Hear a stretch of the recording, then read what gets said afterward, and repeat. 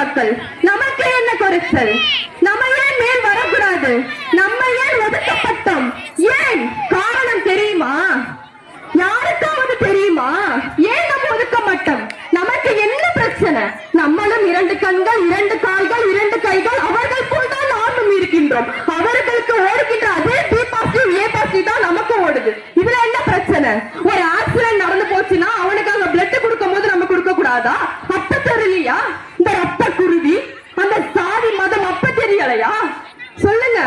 நம்ம எல்லா இடத்துலயும் நிக்கணும், சரிக்கு சமமா நிக்கணும், நம்ம போராடணும். நான் எந்த மதத்தையும் பிரிச்சு பேசல, எந்த சாதியையும் பிரிச்சு பேசல. ஏன் பிரிச்சு பேசுறீங்க? ஏன் ஒடுக்கப்பட்ட சமூகம் என்று ஒரு சமூகம் ஏன் வந்தது? நான் கேட்கிறேன், படித்தவர்கள் மட்டும் மேடாவி அல்ல, படித்தவர்கள் பள்ளிக்கு போனவர்கள் மட்டும் மேடாவி இல்லை. ஒரு சின்ன நாய்க்குட்டி பூனைக்குட்டியிலிருந்து மட்டும் நம்ம கற்றுக் கொடுக்கிறோம் என்றால் அதுதான் நம்மளுடைய பண்பு. எந்த ஒரு பொசிஷனுக்கு போனாலும் நம்மளோட தாழ்த்தப்பட்ட மக்கள் ஏன் குரல் கொடுக்கிறது? அந்த சமூகம் நமக்கு நிறைய கற்றுக் கொடுக்குது. நம்ம பின்தங்கி போறதுக்கு காரணமே நம்ம சாதி என்ற அடிப்படை தான். சரி, +2 முடிச்சிட்டியா? சரி, காலேஜ் போலாம். என்ன சாதிமா நீ? என்னமா வேணும் உனக்கு? எந்த டிகிரில வேணும் அப்படின்னு அங்க ஒரு சாதி ஒதுங்குது. ஏன்?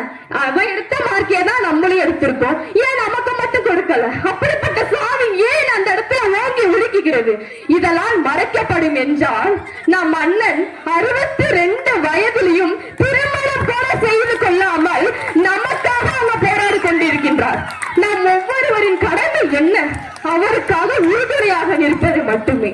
ஆனால் எங்களால முடியாது. இளைஞராக எங்களுக்கு நான் சொல்லிக் கொண்ட ஒரு வாய்ப்பை, தந்த வாய்ப்பை நன்றாக நான் பயன்படுத்தி விட்டேன் என்று கூறி இளைஞர்களாக இருக்கும் அனைவரும் அவருக்காக குரல் கொடுங்கள் என்று, பூனையின் வாளாக இருந்தால் நம்ம வெற்றி பெற முடியாது, சிறுத்தை கூட்டத்தின் தலைவராக இருந்தால் மட்டுமே வெற்றி பெற முடியும் என்று கூறி சிரம் தாழ்ந்து வணங்குவது நல்ல பழக்கம், அதுவே என் வழக்கம், தமிழே என்று என் முழக்கம். பேசி முடிக்கிறேன். நன்றி, வணக்கம்.